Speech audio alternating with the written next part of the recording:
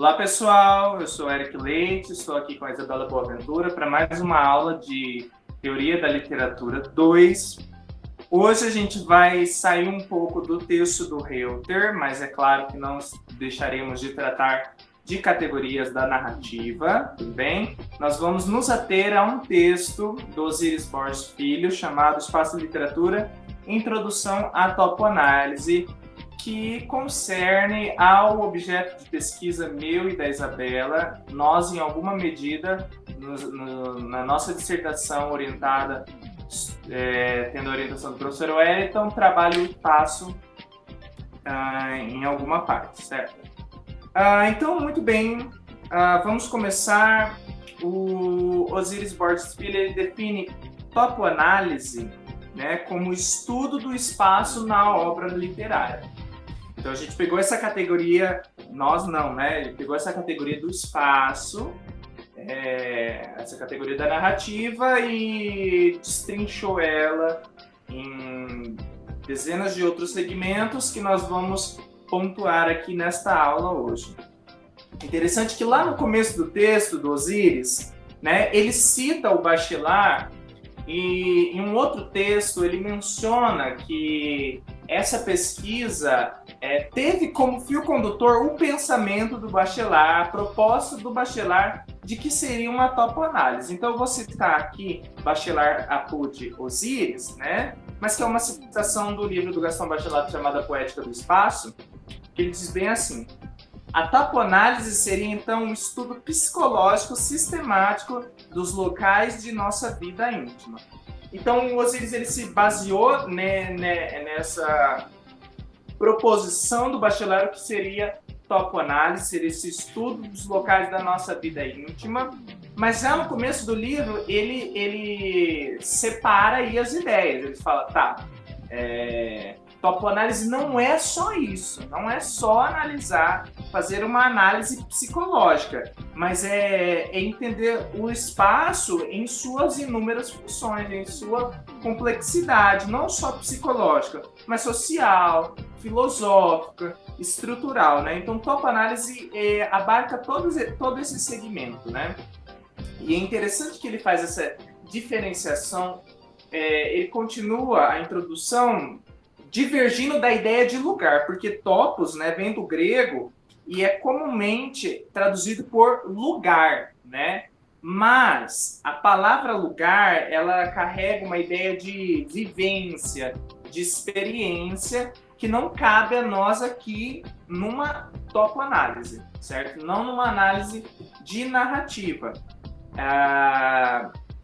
Por que essa diferenciação? Porque para o Bachelard, o lugar é um termo que ele vai se apropriar, né? Porque a fenomenologia bachelardiana ela tem a ver com o enraizamento do ser, com ontologia, né? Com as raízes do ser, enfim, pode ser o ser ali literário, etc.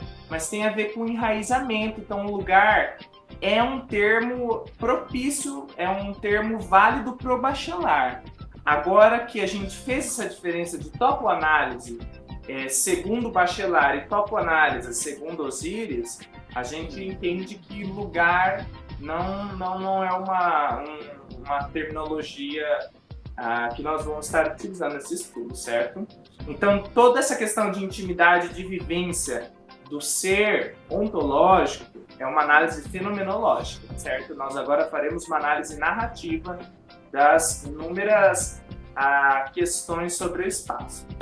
Então, agora a Isabela vai tratar do primeiro tópico que o Osíris aponta, que é as funções do espaço. Antes de mais nada, eu gostaria de lembrar vocês que essa noção de relação entre o espaço, o que o espaço significa dentro de uma narrativa, ele ganha menos a ideia de pano de fundo e mais uma ideia de uma representação daquilo que o personagem está sentindo, de como o personagem se sente, de uma forma quase mimética do personagem, é uma exposição daquilo que o personagem exibe no íntimo, no geral, é uma ideia que vem do romantismo e ela surge como o foco e o individualismo romântico, e que isso, como a gente mantém alguns padrões, inclusive o próprio romance e a narrativa, da forma como nós conhecemos, vindo dessa origem, essa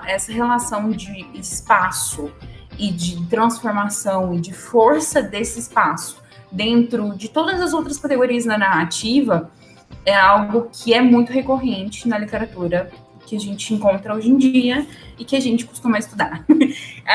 Falando, então, nas funções do espaço, o professor Osiris faz uma piada bem específica, que seria uma tarefa muito ingrata e fracassaria classificar todas as possíveis funções que o espaço pode desenvolver dentro de uma narrativa.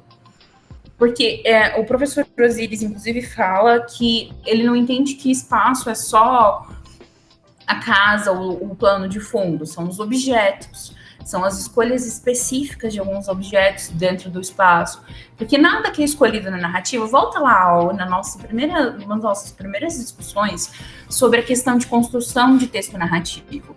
A escolha de todas as coisas não é feita despropositadamente. Aquilo tem uma função e aquilo tem um desenvolvimento. E o espaço faz todo esse aparato. Então, as funções que existem em relação a esse espaço seriam muito amplas se a gente levasse em consideração essas especificidades que o espaço traz. Pensando assim, o professor Osiris elenca algumas que ele entende que são as principais. A primeira é caracterizar os personagens, situando-os no contexto sócio-histórico, econômico e psicológico em que vivem. Para eu explicar de uma forma mais sucinta o que eu acredito que seja uma forma bem explicada sobre o que é, porque é literalmente caracterizar a personagem e situar a personagem no contexto sócio-histórico e psicológico em que ela vive. Eu vou dar 2 exemplos. Os 2 exemplos que me vêm à mente são os personagens do Cortiço, do Luiz José Azevedo, que a partir do momento que aquele cortiço é construído, aquele plano de fundo do cortiço é construído, e que a gente consegue, por exemplo, enxergar que a Bertoleza está cortando o peixe com aquele cheiro forte e ela naquela condição quase insalubre, a gente imediatamente já consegue definir e compreender o contexto socioeconômico em que ela se encontra. Além disso, só por ser um cortiço e a forma como era o cortiço naquele tempo, já nos constrói alguma relação semelhante. E em relação ao psicológico, eu lembrei do Papel de Parede Amarelo, da Perkins, que ela está num quarto, agora que ela começa a descrever o quarto, o papel de parede é amarelo, que é uma cor que a gente assimila usualmente à loucura. Aquele papel de parede tem algumas rachaduras, a cama tem um dorsal específico que nos remete muito ao manicômio, uma cama de doente. Então, toda essa construção do espaço nos diz muito sobre o que está acontecendo ali e essa construção. Então, essa é uma das funções que o espaço pode proporcionar. A segunda é influenciar personagens e também sofrer suas ações. O que isso acontece? Muitas vezes o espaço, ele não só explica quem é, onde está o personagem, ele influencia e determina. Voltando na questão principalmente nos romances realistas, naturalistas, que caminham com essa quase predeterminação de que aquele sujeito que vive naquele espaço, ele é determinado àquele destino, e que nós somos o que somos porque somos o que somos e somos. Eu sei que é confuso, mas é bem isso mesmo. É um caminho quase de que o nosso... o espaço que a gente ocupa no mundo, ele determina quem a gente é e quase não tem nenhuma liberdade individual de autocrescimento, de autodesenvolvimento nesses personagens, porque por mais que as coisas os modifiquem, o espaço que eles vivem ainda condiciona eles ao mesmo. É uma perspectiva interessante. E sofrer as suas ações é a ação do espaço nesse sujeito. Se um sujeito vive num mundo em que se ele não matar alguém ele vai morrer, ele é um assassino. O sujeito, o espaço faz com que essas ações aconteçam e direciona esse sujeito para essas ações. Seria mais ou menos nesse sentido. O terceiro ponto que o professor Osiris coloca como função do espaço é a propiciar a ação. Eu vou dar um exemplo meio besta, mas é isso mesmo. Existe um livro, que também é um filme, que chama Um Dia. É do Nicolas alguma coisa, não vou lembrar agora o sobrenome dele, quando eu lembrar eu falo. Mas esses... Hã? Não. Não é do Nicholas Sparks, gente, eu juro. Ele é mais ou menos, mas não é não. E é um filme que é um casal de amigos que eles se encontram na faculdade, eles continuam se encontrando todo dia, 15 de julho, se eu não me engano, que é o dia de São Sweetwin. E aí eles ficam se encontrando durante vários anos. O que acontece? Essa data em específica e a cidade em que eles estavam, no dia que eles se conheceram, propiciem que eles acreditem e que eles entendam que eles têm que se encontrar todos os anos nessa mesma data. Então, esse processo desse espaço, que é um espaço que eles estudavam na abadia de St. Sweetwin, que desenvolve essa relação, ela propicia esse nível de encontro. Tanto que a Europa, por exemplo, quando a personagem principal, a Emma, vai morar em Paris, ele pega um trem e vai ver o espaço em que eles estão dentro dessa narrativa. Dentro, claro, lembra da projeção que eu falei, que a gente discutiu na aula sobre espaço do Reuter, que existe a questão de projeção do nosso espaço e que a gente consegue dimensionar as coisas porque a gente dimensiona por causa do nosso espaço. Em relação a isso, esses personagens, por viverem nesse espaço, eles podem fazer esse atravessar, né? Ele pode pegar um trem e encontrar lá no dia 15, porque a viagem de Londres a Paris dá para ser feita. É mais ou menos nesse sentido. Ele situa os personagens geograficamente, então, por vezes, obviamente, isso vai assumir uma função denotativa, como eu falei, quando a gente pensa em Paris e na França, a gente já pensa em bistrôs, em comida com bastante manteiga, com champanhe e muito creme de leite, e é algo que vai criando uma situação desse personagem e uma possibilidade de uma simbologia desse personagem. Então, aquela personagem que nasceu na França, o Ratatouille, o Remy, que é o Ratatouille.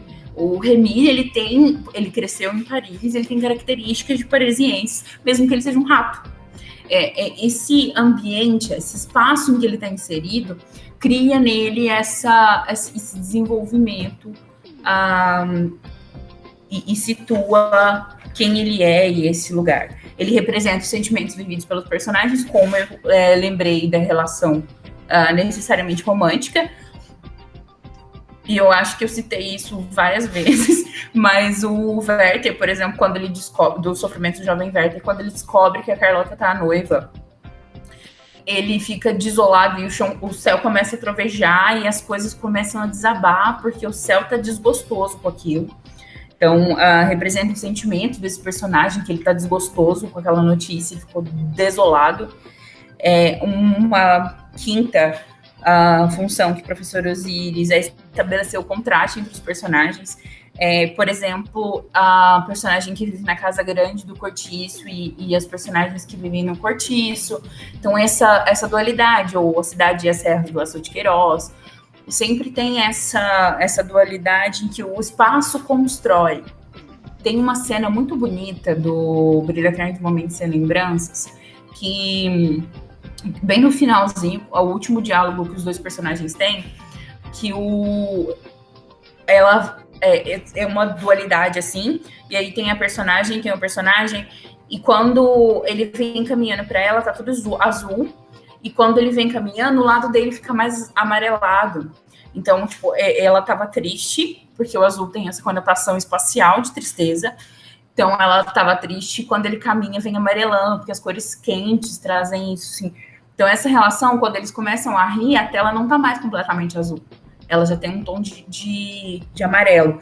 Então, essa relação de contraste, de tristeza, de alegria, essas conotações que são encaminhadas pelo espaço, pelo plano de fundo que nos diz o que está acontecendo dentro da narrativa, acabam reafirmando e se restabelecem esses contrastes. E um terceiro ponto, que é um dos que eu gosto mais, o último ponto, na verdade, o sexto, que é a antecipação da narrativa. O espaço usualmente nos diz o que vai acontecer, e aí eu gostaria de fazer um comentário um pouco não cabível aqui, mas cabível. Existe um termo que chama arma de Chekhov, que é um russo que ele desenvolveu, que ele desenvolveu essa teoria de que se em alguma cena aparece uma arma, esse rifle até o último ato deve ser usado, por exemplo. O espaço, ele te mostra muito antes o que vai acontecer.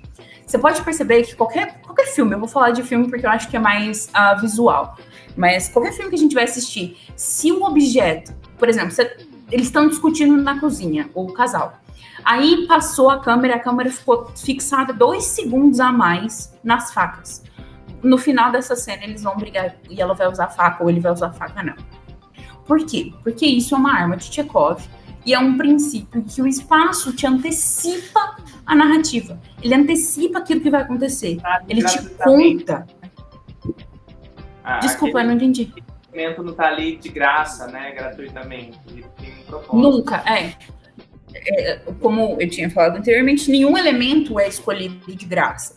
Se é escolhido de graça, vai acontecer igual aconteceu com Game of Thrones. A série vai ficar horrível. Porque eles colocaram um monte de arma de Chekhov e no final a arma de Chekhov não serviu para nada. Então, assim, existe essa antecipação da narrativa e que isso acontece e a gente não percebe, ou a gente percebe quando a gente presta muita atenção. E isso acontece muito em narrativa. De repente, você tá lendo uma história, aparece um sujeito que não tem nada a ver na história. Mas fica, ele tá só me apresentando um personagem novo, a hora que você vai ver no final da história ele que era o assassino.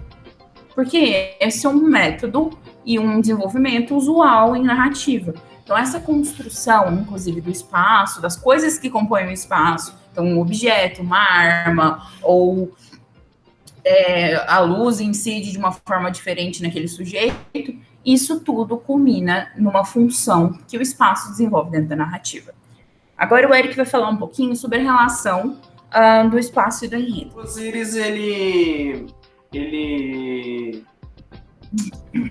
atua de 3 diferentes formas como seria essa relação de espaço e enredo, né?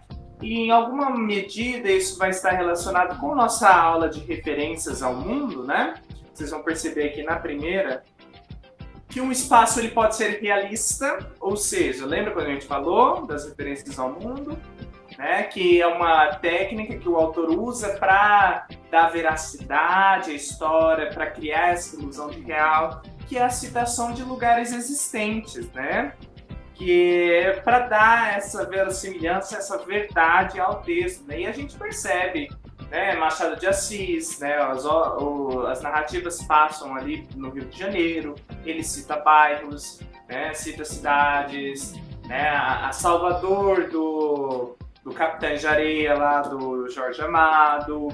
Então, nesse sentido, o espaço ele é realista quando ele faz essa referência indireta a lugares que existem no nosso mundo, né? E quando ele não faz, é imaginativo, certo? Quando ele cria uma cidade, mas lembrando que um espaço imaginativo, ele tem a semelhança com o nosso mundo, certo? Então seria, por exemplo, ali uma Gotham City, né? Por que eu cito o Batman? Porque, digamos assim, o Batman seria um pouco mais real, né? É imaginativo, mas assim, pelo fato dos personagens não ter poderes, é mais próximo do real. E isso seria um espaço imaginativo. A Gotham City, ela funciona como uma cidade do nosso mundo, né? Enfim. Tanto que, né, se você... Aí, já que a gente entrou na onda dos filmes, tanto que se você assiste a trilogia do Nolan, né, tem gente que nem classifica como filme de super-herói, classifica como filme de máfia. Né? O Batman do Nolan pode ser muito bem um filme de máfia, porque essa relação imaginativa que tem essa ligação com a realidade. Não podemos chamar de realista, porque é um espaço inventado, mas é um espaço que tem semelhança com o nosso mundo. Então, semelhança direta é realista, uma semelhança indireta é imaginativa, e quando não tem semelhança nenhuma, é um espaço fantasioso, né? Fantasista, né? Que seria a Terra-média do Tolkien, né? Do Senhor dos Anéis, que existe elementos, né? Montanhas que são gigantes, locais fantasiosos, uma biografia que não existe, uma biografia, uma biologia que não tem no nosso planeta, no nosso mundo. Então é uma invenção completa, e isso é muito comum a textos fantásticos, maravilhosos, textos de ficção científica, né? Que é o espaço criado, que não tem referência no nosso... Tudo tem referência, como a gente viu no texto do Reuter, mas um espaço fantasioso, ele distorce aí a nossa noção de real. A gente, num espaço imaginativo e realista, a gente faz uma associação direta à realidade. Num espaço fantasioso, a gente tem que se esforçar para captar o que seria de real ali, porque é uma mescla, é uma mistura, né? Enfim. E aí falamos do espaço, pode ser realista, imaginativo, fantasioso, e onde entra o enredo nessa relação com o espaço, né? No que a gente chama de percurso espacial. Lembra quando a gente aprendeu lá na escola que, né, o que é a ação na narrativa? É a exposição, o conflito e o clímax, né? Enfim, então seria basicamente isso. Um topoanalista, ele tem que estar ligado nessa relação, né? Como que está o espaço na exposição da narrativa? Como que está o espaço quando há um conflito da narrativa, quando há aquela ação que vai ser o motor propulsor aí dessa narrativa, que seria o conflito, né? Para contar uma história, algo precisa acontecer, né, gente? E como está o espaço no clímax, no momento que a história chegou no seu auge, certo? Então, o topoanalista, ele tem... quando a gente está estudando o espaço, mas o espaço está ligado com o enredo. E à medida que o enredo progride nessa noção de apresentação, clímax, apresentação, conflito, clímax, o espaço, ele pode ser, né? Não digo que sempre, mas pode ser que ele haja uma alteração também, principalmente naquela função de que o espaço revela, que o espaço representa, simboliza, reflete, né, o sentimento do personagem, né? Então, se há uma transformação no humor, no caráter do personagem, pode ser que o espaço se transforme também, né? Uma narrativa, ela pode passar de um ambiente claro, amigável e confortável por um ambiente hostil, escuro, claustrofóbico, né? Então, um topoanalista tem que estar atento a essas transformações do enredo, na medida que o enredo também influencia o espaço. O espaço, ele se transforma junto com o enredo. E agora a Isabela vai tratar para a gente de topografia literária. O que se entende? Que a primeira tarefa do topoanalista é levantar que os espaços existem de uma forma segmentada dentro do texto. Como assim? Eles têm uma segmentação, analisando sobre o ponto de vista do espaço, o que interessa dentro desse espaço, se no texto há grandes ou pequenas movimentações vinculadas com esse espaço.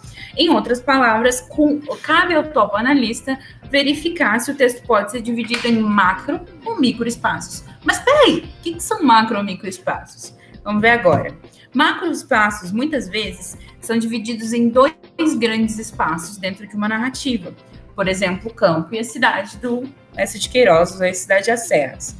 E ainda pode ser oposições de regiões, por exemplo, o Nordeste e o Sudeste, o Norte e o Sul. E existem essa possibilidade de serem espaços, por exemplo, Europa e América, espaços bem maiores. E espaços que têm uma primeira segmentação que definem. Então, por exemplo, se eu vou ler um livro de uma pessoa aqui do Mato Grosso do Sul, a primeira determinação que eu preciso fazer é entender onde ela está, no Sul, em que lugar ela ocupa, o Sul, em que lugar no Sul, no Centro-Oeste, Centro-Oeste é Norte ou Nordeste? Não. A gente tem algum contraponto? Tem, Sudeste. Mas peraí, o Sudeste cria um imaginário e um ambiente que cria dentro da nossa cabeça desenvolvido nesse espaço. Então, o Centro-Oeste é o oposto disso. Se aqui é também sertão, por que só chama o Norte, o Nordeste de sertão? Tem essa relação e esses espaços que são macro, que ocupam um todo, mas além disso, tem o espaço micro. Então, essa narrativa que se passa em Campo Grande, não se passa só em Campo Grande. Ela se passa dentro da casa da Mariazinha, que é na esquina da Rua dos Andradas com o edifício 2. E aí, aquilo é um micro espaço que ocupa e é destacada a presença dentro de Campo Grande. Então, em Campo Grande, essa narradora existe e ela existe dentro dessa casinha. Esse espaço, ele cumpre verificado o que ele é composto. Então, assim, se não tem um macroespaço, obviamente que a gente vai focar diretamente no microespaço. Por exemplo, existe um conto da Clarice Lispector que chama Conto de Aniversário. E o conto de aniversário não consta um macroespaço. A gente só entende que eles estão na sala de jantar da casa dessa senhorinha. Eu não sei se eles estão em São Paulo, se eles estão no Rio de Janeiro, se eles estão aqui no Mato Grosso do Sul. Eu não sei o lugar que eles ocupam. Então, eu não tenho uma noção do macroespaço e isso pode ser passado direto para o microespaço. Só que sempre vai compor em algum nível, em algum espaço. E o nível de significância que teria, se tivesse aqui no Mato Grosso do Sul ou se tivesse em São Paulo, mudaria muito pouco, porque o foco da narrativa é como é distribuído esse microespaço. Então, esse microespaço é a base e a característica dos tipos essenciais. Então, é preciso que a gente saiba, por exemplo, a relação entre cenário e a natureza.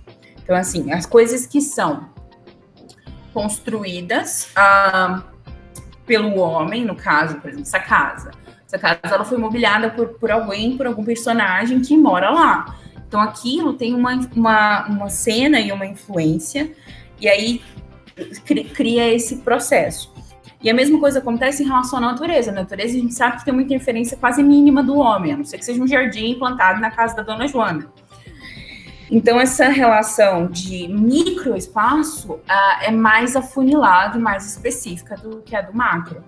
Ela tem uma relação, por exemplo, de ambiente, que é a mistura desses dois, de paisagem, que é aquilo que não tem modificação, e só é visível, ela não é alcançada. Então, assim, esse copo aqui que está na minha frente é um copo. Então, assim, cheio de caneta.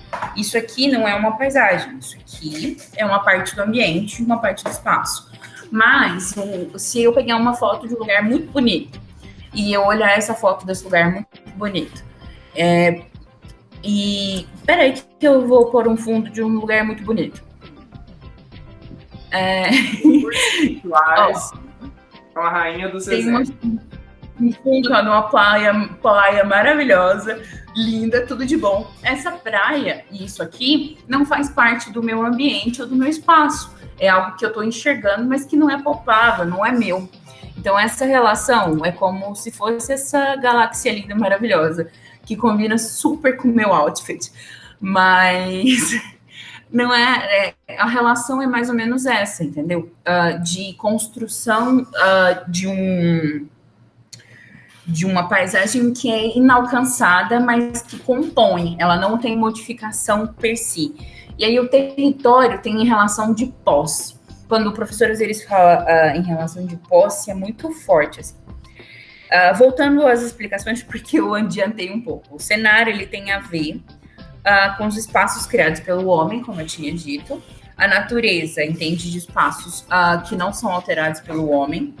O ambiente que define uma soma de cenário e de natureza. Então, cenário mais clima psicológico gera um ambiente.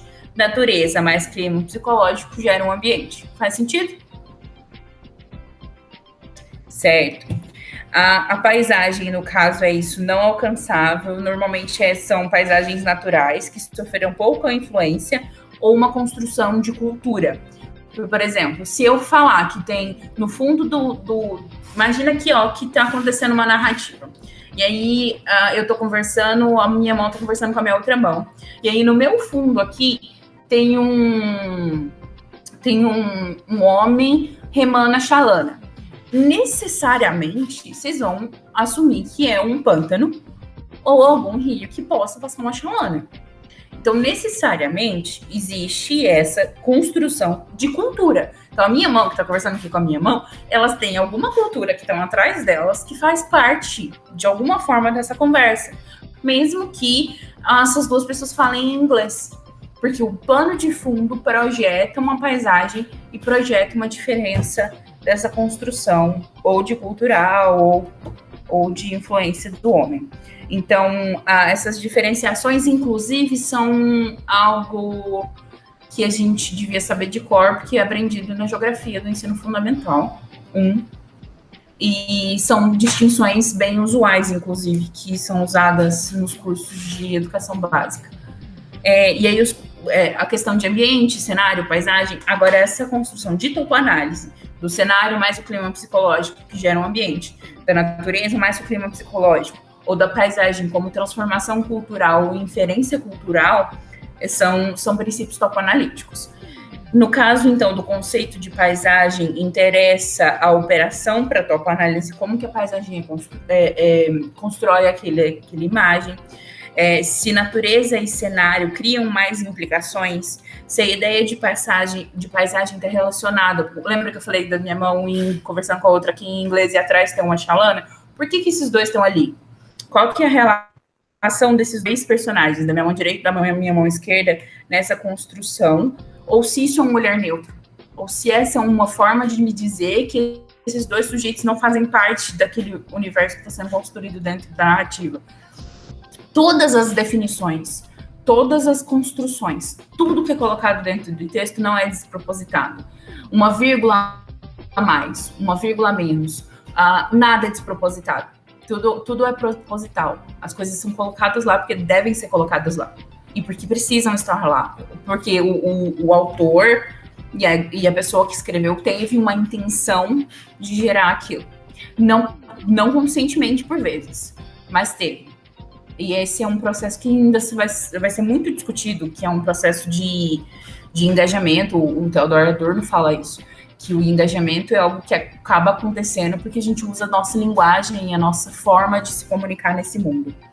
E o território é questão de possibilidade de análise das relações de poder dentro dessas obras literárias. O cenário, a natureza que se transformam em território, e quando houver uma disputa de ocupação ou de posse, normalmente cria essa desavença. Tem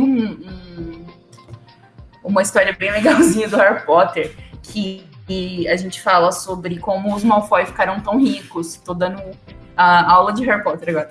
Como os Malfoy ficaram tão ricos. E existe uma teoria de fã, obviamente, e tem um texto no Pottermore que fala, inclusive, que eles iam anexando as terras dos vizinhos, por isso que eles têm aquela propriedade daquele tamanho que aparece em Enigma do Príncipe. Então, tipo, o Malfoy vem do francês, alguma coisa relacionada com feito, feito, alguma coisa assim. Então, tipo, é o mal feito. E aí eles tinham esse hábito de ir anexando a terra alheia para criar aquele império. Então, tipo, eles trocam favores com o ministro da magia, eles criam essa relação de poder por espaço e por território, por conquista espacial. Então é muito interessante sobre essa rixa de poder, por essa rixa espacial, como isso interfere dentro de níveis até de enredo cru, assim. Por que os Malfoy podem fazer isso? Porque eles podem, porque eles têm dinheiro porque eles têm terra. E tem terra, o espaço cria esse nível de afirmação, de territorialidade, de ocupação de espaço. E isso acontece em vários outros lugares. Por exemplo, tem um livro que eu lia muito quando eu era criança, que chama Um Perigo em Cada Esquina.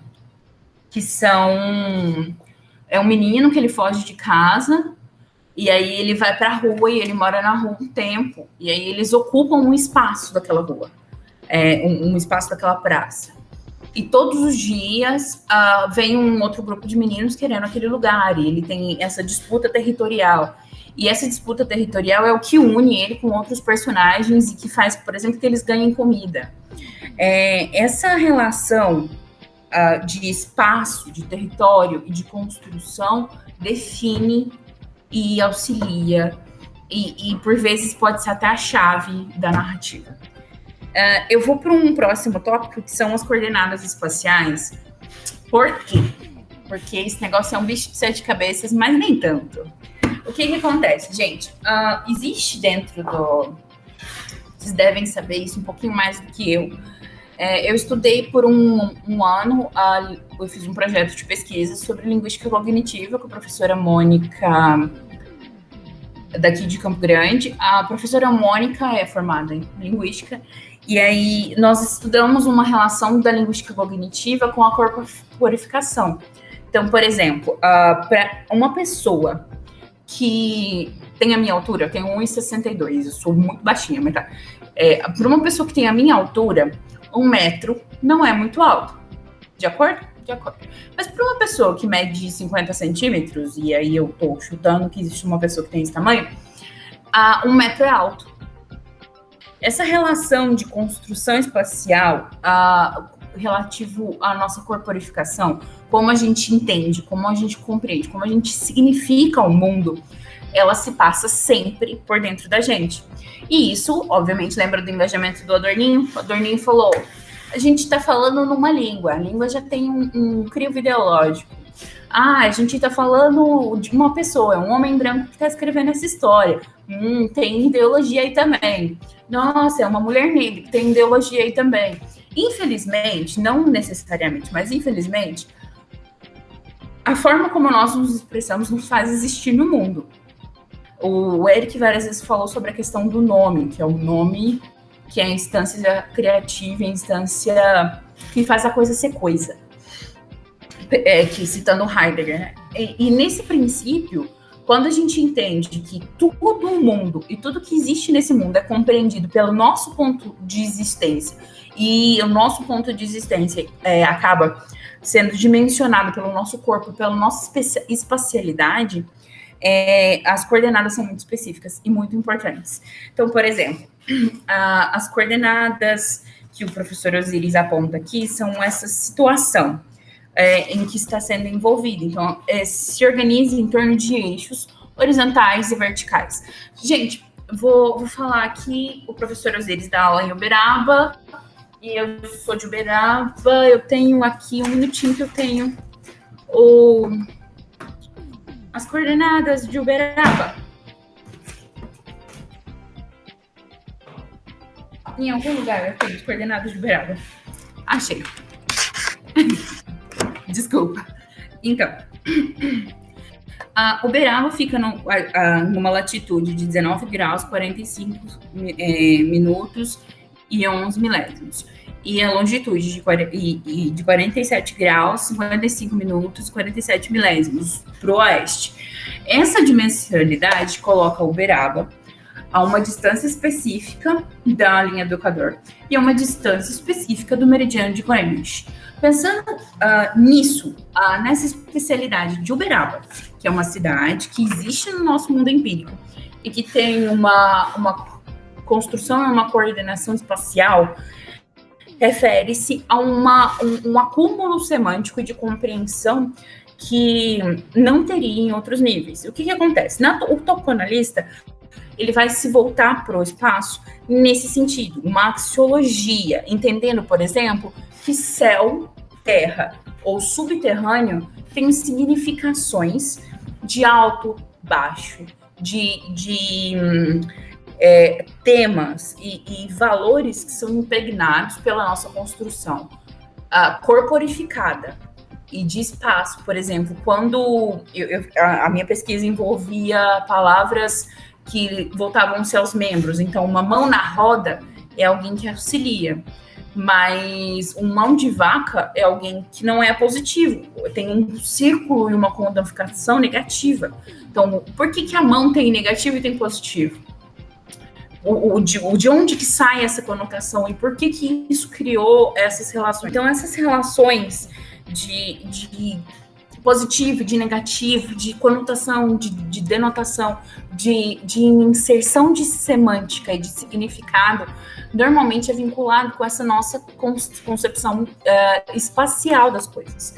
Então, céu, terra, subterrâneo, horizontal, frontal, lateral, direito, esquerdo, tudo isso tem um crivo e um nível de significado que acaba sendo voltado por essa relação e pelos valores que as coordenadas, não coordenadas ipsis literis, como eu falei de Uberaba, mas coordenadas espaciais, por exemplo. A casa fica ao norte da escola.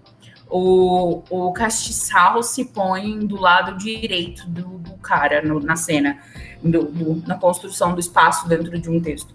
E todas essas construções, elas acabam verificando traços positivos e negativos, que são dados para esse eixo de espacialidade, literalmente, e de compreensão de espaço, de significação no mundo, que esses espaços constroem dentro de uma narrativa. Então, gostando ou não, é vasto, restrito, perto, longe, centro, periferia, vasto, restrito, interior ou exterior, tudo isso são itens que dão coordenadas espaciais, que dão uma ideia de espacialidade e que nos significam e criam significados quase inconscientes dentro do espaço de uma narrativa. Lembra que não é inconsciente, mas é inconsciente ao mesmo tempo. É meio estranho mesmo. Então, o professor Osiris ainda aponta que existe a questão de lateralidade, então direito ou esquerdo, que por si só já tem um significado, porque do lado direito tem isso, do lado esquerdo é aquilo. A frontalidade, então, diante ou atrás, tipo, a pessoa que está atrás, ela pode ou atacar ou defender, a pessoa que está na frente, ela vai ser tem todas as significações. Verticalidade, que é o alto e o baixo, então, normalmente a gente leva o alto melhor do que o baixo. Então, tipo, o céu, o inferno. Então, essas relações e essas significâncias. Uma prospectoridade. Então, pertinho ou tá longe. Olha, tem uma vela lá longe. Tem um ponto de luz. Tem uma vela aqui perto, queima. Então, essa construção, espacialidade, ela tem significantes e significados específicos e construído de uma forma semântica muito primorosa.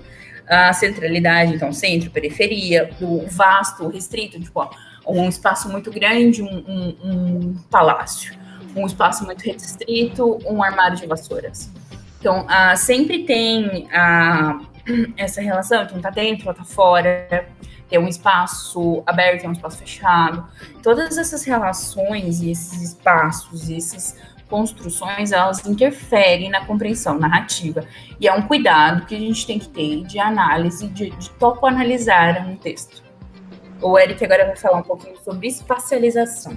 O Osiris, ele define como espacialização, né, essa maneira que o narrador, ele cria um espaço na obra literária, né? E isso remete a gente àquela ideia de focalização, né, que propriamente está ligado com o narrador, né? Se o narrador ele está distante da narrativa, né, ele é um observador, então a gente chama de uma focalização externa. Se ele é um personagem da narrativa, é uma focalização interna. Se ele é um observador, mas ele conhece todos os pensamentos do personagem, é uma focalização onisciente, etc. Só para vocês lembrarem dessa ideia de focalização que a gente observou lá nos estudos dos textos de teoria literária do Reuter e do Carlos Reis, certo? E aqui o Osiris, ele se apropria dessa ideia de focalização, né? Mas ele se vale principalmente das proposições do Osman Lins, das terminologias dadas pelo Osman Lins, né? Naquele estudo dele, né, o espaço romanesco, que foi a tese de doutorado dele, que para estudiosos do espaço é um texto interessante a ser cogitado como teoria, né? Então, baseado nessas terminologias do Osman Lins, ele definiu 3 tipos de espacialização, ou seja, espacialização, a maneira como o narrador cria o espaço na obra literária. A espacialização, ela pode ser franca, né? Que é caracterizado o quê? Pelo descritivismo, né? pela objetividade na descrição. Então, isso acontece quando um narrador, quando nós temos uma focalização externa. Quando o narrador, ele é um observador, ele não participa da narrativa, né? É a espacialização franca, ela está descrevendo o ambiente. A gente observa isso, por exemplo, no meu caso, no Visconde de Toné, Inocência, né? O primeiro capítulo dele é uma descrição do ambiente, né? Do que seria o sertão sul-mato-grossense. É todo um descritivismo. E ele retoma essa espacialização franca ao longo da narrativa, mas ele começa com essa descrição, tanto que o primeiro capítulo de Inocência não era nem para fazer parte de uma narrativa, foi uma espécie de estudo que ele fez, de anotação que ele fez quando ele esteve por aqui nas campanhas militares, e que culminou e ele acabou aproveitando no texto dele, né, no romance dele. Então, uma espacialização franca, aquela de objetividade, da visão do narrador na descrição do espaço. E aí nós temos a espacialização reflexa, que é o espaço percebido através do personagem, né? Ou seja, né, uma espacialização reflexa, ela acontece numa focalização interna. Focalização interna quando o personagem o narrador é um personagem, né? Então, se ele é um personagem, não tem como você escapar da subjetividade. E você observa isso em várias narrativas de focalização interna, né? Vulgarmente conhecidas por narrativas em primeira pessoa, né? Mas isso já está muito claro para a gente, né? Uma narração sempre será em primeira pessoa, aí, de acordo com o Girard Net. Mas que no caso o termo correto seria focalização interna, né? O narrador é um personagem. Que acontece, por exemplo, no Grande Sertão do Guimarães Rosa, né? A gente percebe o espaço pelos olhos do Riobaldo. O Riobaldo que conta a história e ele é um personagem dessa história, né? E não só isso também, a visão dele de espaço está muito tangenciada pelo que Renato de Adorim fala para ele, né? Porque ele diz que o de Adorim que ensinou ele a apreciar a beleza natural das coisas, né? Do cerrado, dos animais, dos bichos da floresta. Então, tem um ar idílico aí, e esse ar subjetivo a gente percebe pelo fato de ser um personagem próprio narrador.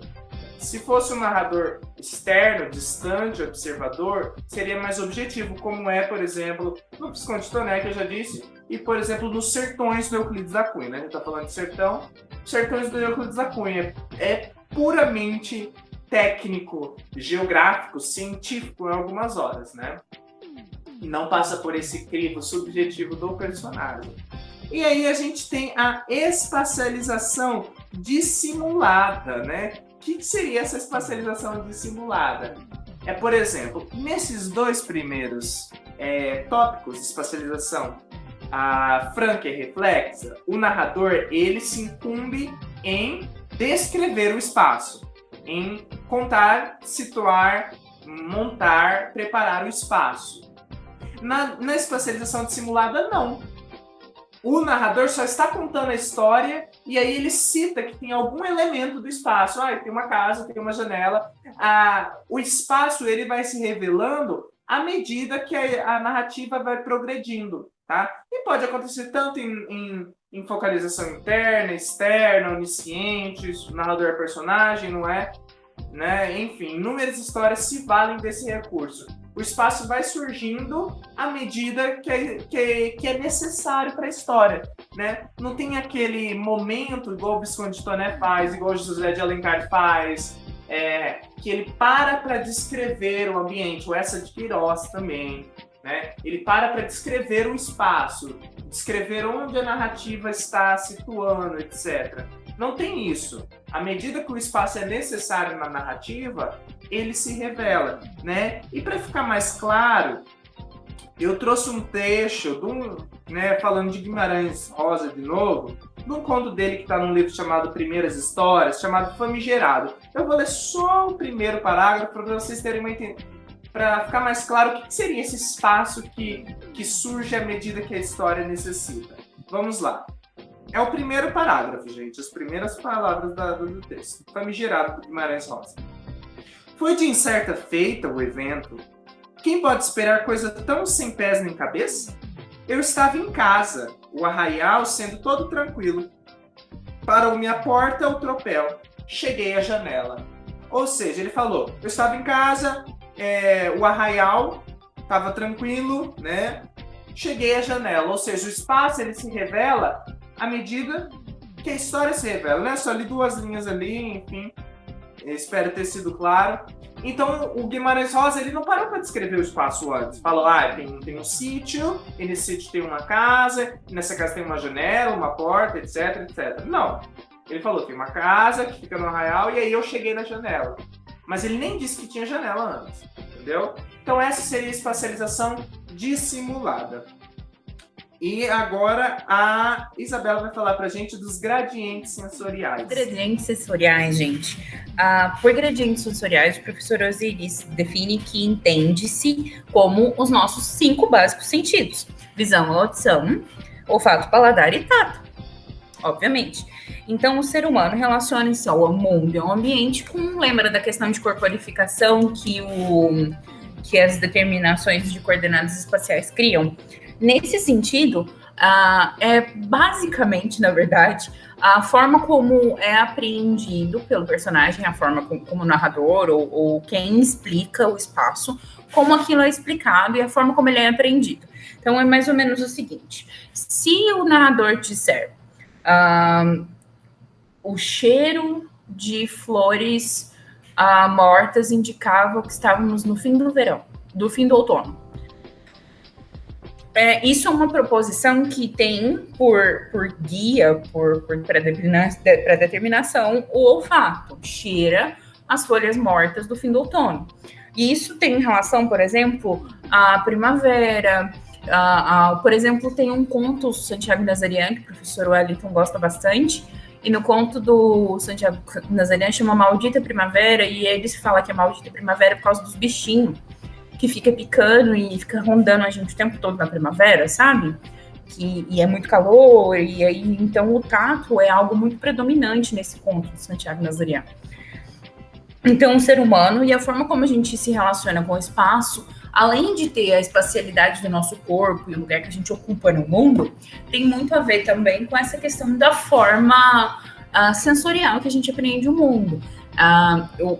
A temperatura, o gosto das coisas. Por exemplo, se alguém falar que experienciou o apertar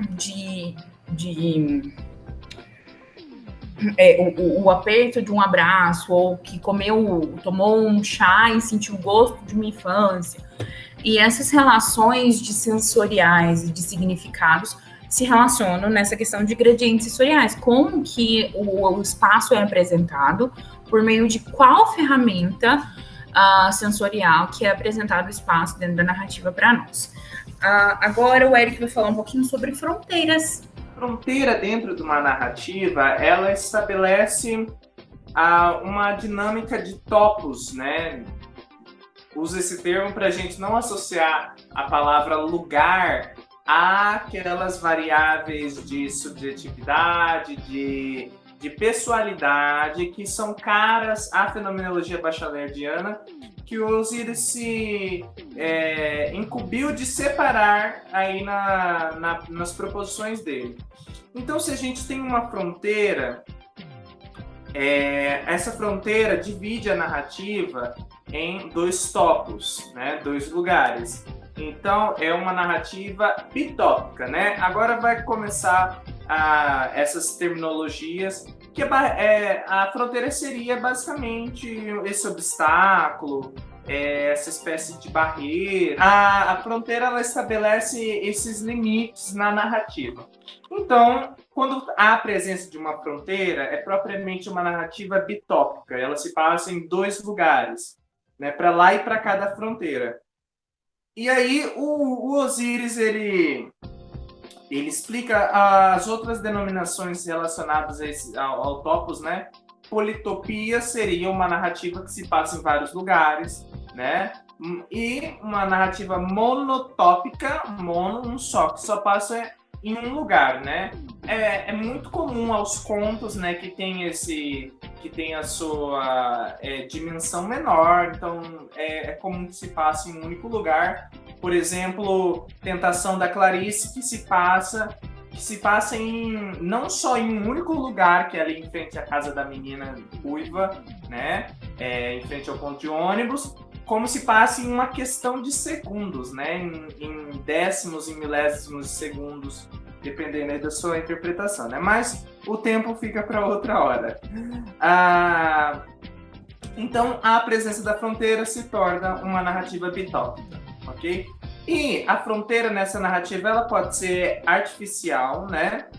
Que não é construída, por exemplo, por um acidente, por uma obra. É uma fronteira psicológica, axiológica, né? Por exemplo, pode ser uma delimitação de espaço, de território, entendeu? Pode ser uma fronteira psicológica, ok? E aí nós temos as fronteiras naturais, né, gente? Que a narrativa, esse topos, essa bitopia, esses dois espaços é separado por uma montanha, por um rio, por um deserto, por alguma circunstância geográfica. Então, artificial, sem nenhuma influência geográfica. Natural, vai ter algum elemento. Né? E não necessariamente porque tem a fronteira, que normalmente fronteira nos liga a questões de conflito territorial, ideológico, etc. Mas uma fronteira ela pode ser dispensa, né? Que existe aquela divisão na narrativa, mas não necessariamente significa que vai ter um choque, que vai ter uma tensão ali, né? E é claro, como a gente conhece, como a palavra fronteira está ligada a nós, né, de tensão, de guerra, de conflito, de choque, exatamente o que veio na sua cabeça, que é o Oriente Médio. E como personagem se encontra nessa narrativa? Se ele é um personagem que não atravessa a fronteira, né, é um personagem homotópico, né, ele não sai do seu topos, né? Se ele é um personagem que ele transita pelos espaços, ele é heterotópico, ok? Ele atravessa a fronteira, ele vai, ele volta, personagem heterotópico. E agora, se o personagem ele não tem um lugar específico, agora ignora a fronteira. Se é um personagem utópico, né? Porque o U vem de não lugar, né? É um personagem utópico quando ele não tem um lugar, quando é um andarilho, né? É muito comum nas narrativas do círculo arturiano, como o Osíris fala, eu dei aula disso esses dias, né? A demanda do Santo Graal, que os cavaleiros da Távola Redonda são? São andarilhos que estão por aí cumprindo missões, deveres, demandas, e tem um lugar que seria Camelot, que eles se reúnem ali para ser passadas as próximas missões, para receber alguma iluminação mítica e logo voltam, né? Então é um personagem utópico, de um não lugar.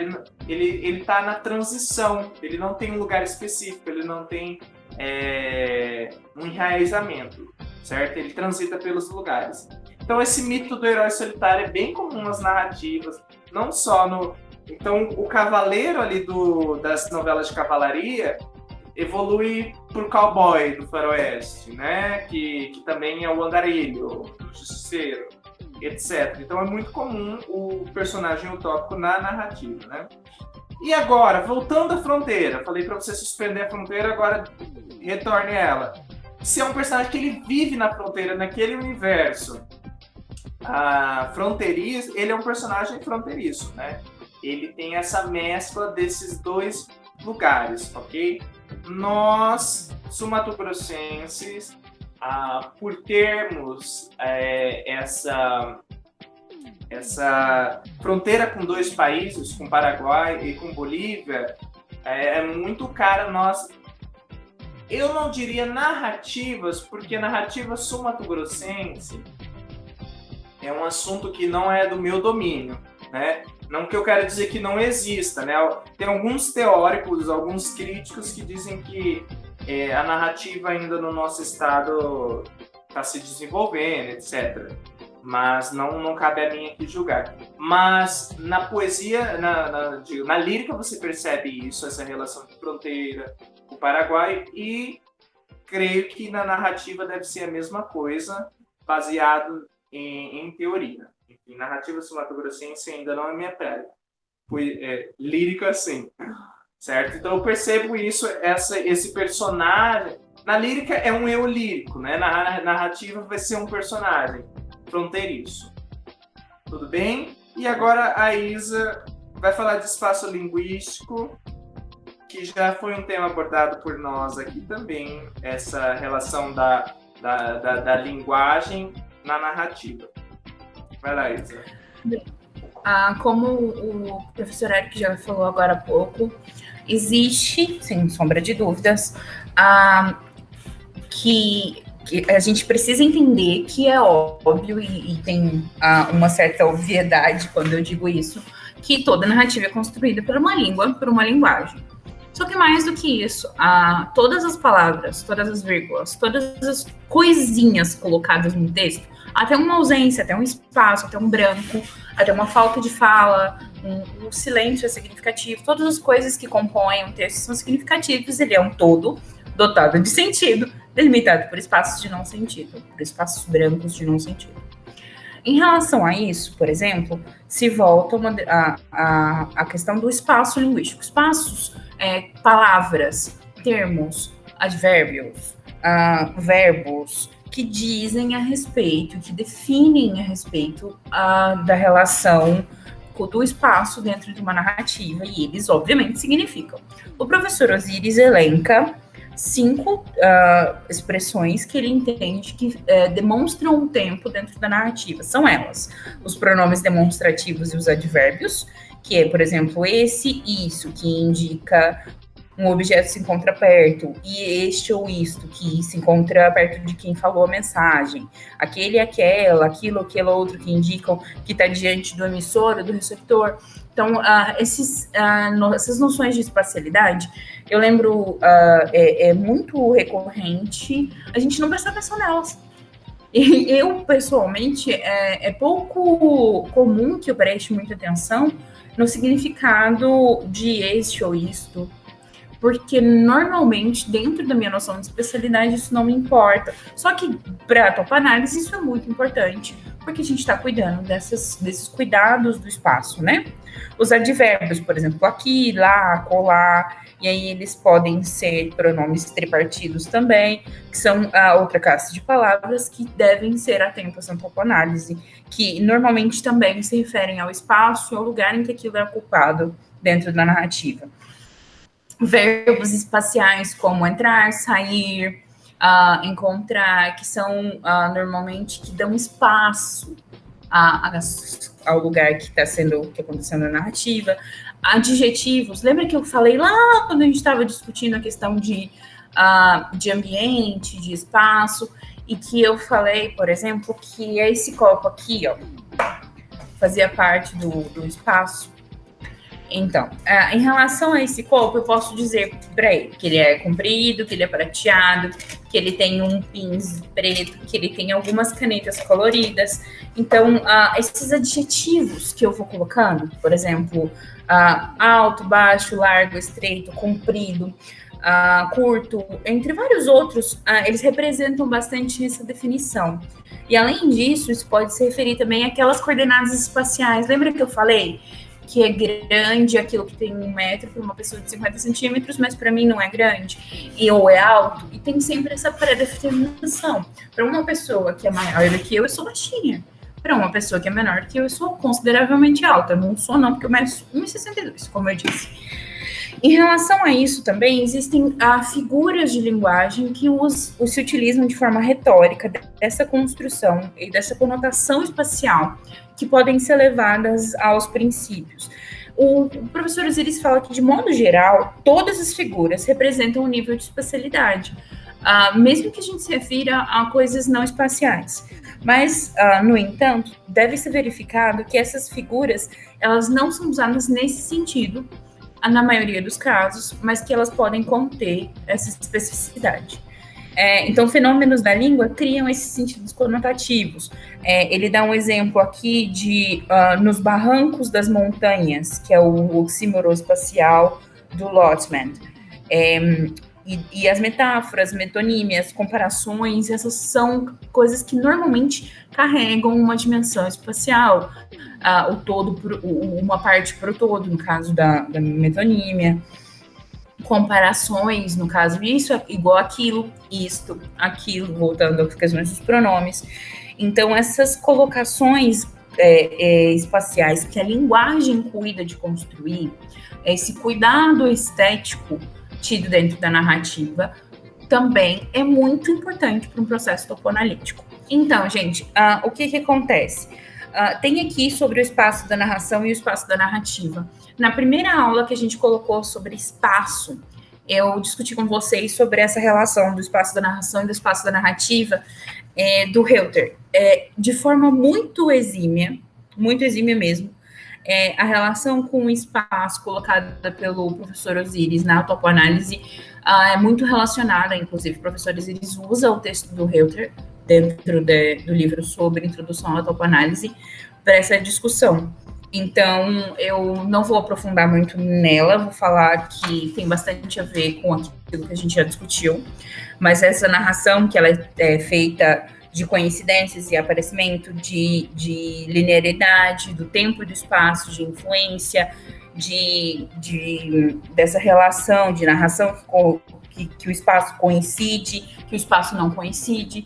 Então, toda essa perspectiva, muito semelhante à do tempo, inclusive, lembra que eu falei na aula que as categorias, parece que o Reuter copiou e colou do tempo? É exatamente isso, porque as funções e as reações do espaço se aproximam bastante da do tempo.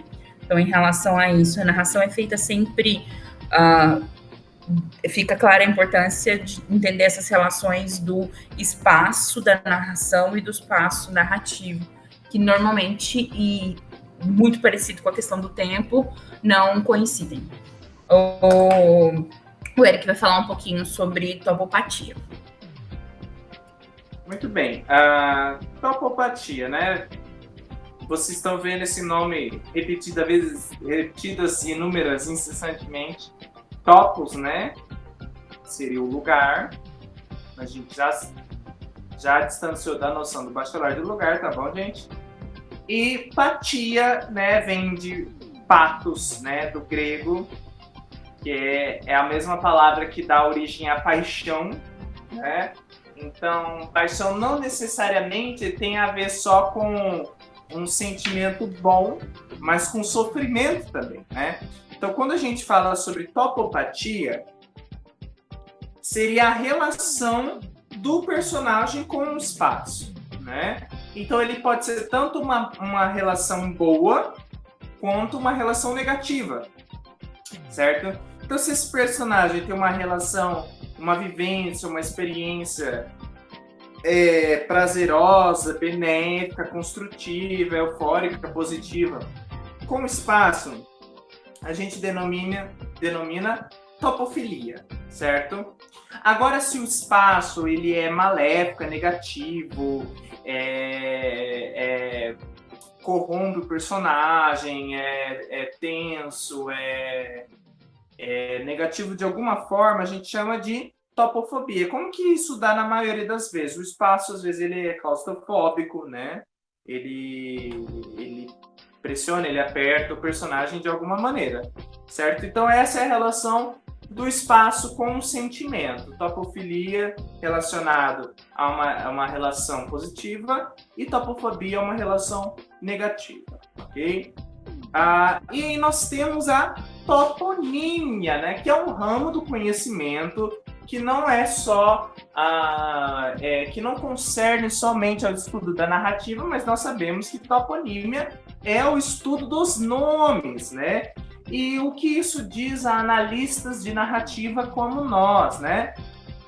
Descobrir em que medida os nomes dos espaços, os nomes dos lugares significam algo, né? De que maneira esses nomes simbolizam o espaço, refletem as características desse espaço.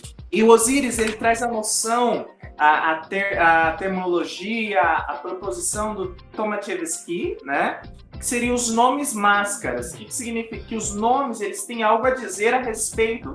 O nome máscara do Tchevsky está relacionado a personagens, né? Seria, por exemplo, a fita verde no cabelo do Guimarães Rosa, né? Que verde, né? Se a gente for se a gente for partir das contribuições do dicionário de símbolos do Chevalier e do Rembrandt, verde significa inocência, né? Então, a fita verde é uma menina inocência que não tem noção da vida, né? Então, o nome significa algo.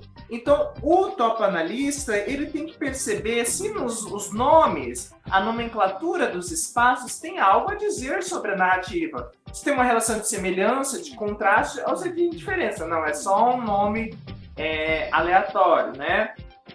A gente pode perceber aí, por exemplo, já que a gente está aí na pegada dos filmes, Pandora, do filme Avatar, né?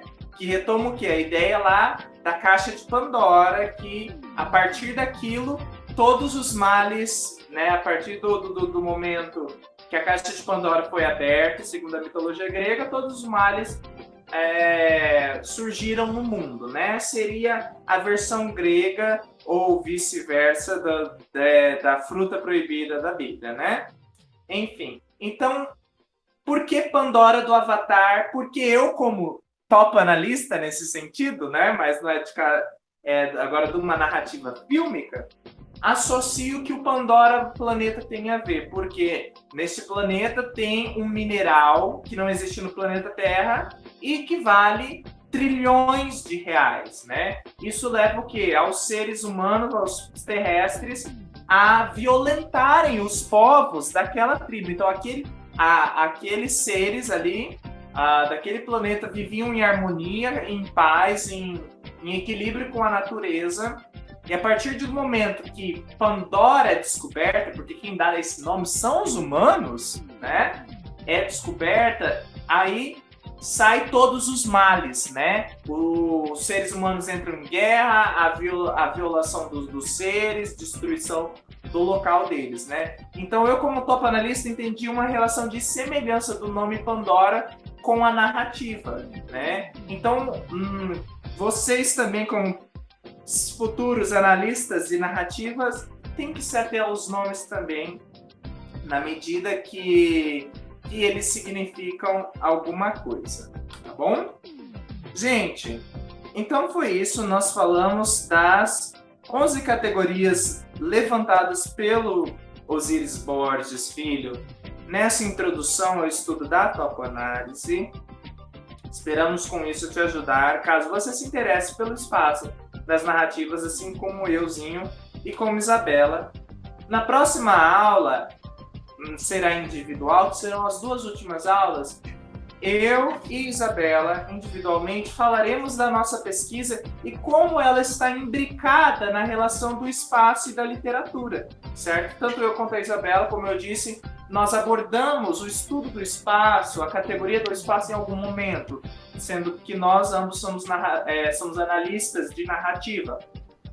Em alguma medida, nós nos valemos das proposições do Osíris e, é claro, do Reuter, do Reis, da teoria em si, né? Então, a gente espera vocês para essas duas últimas aulas, para falar um pouco da nossa pesquisa e, é claro, com isso, dar um norte para você, caso você se interesse por análise de narrativa. Gente, a gente fica por aqui. Mais uma vez, obrigado e até a próxima. Tchau!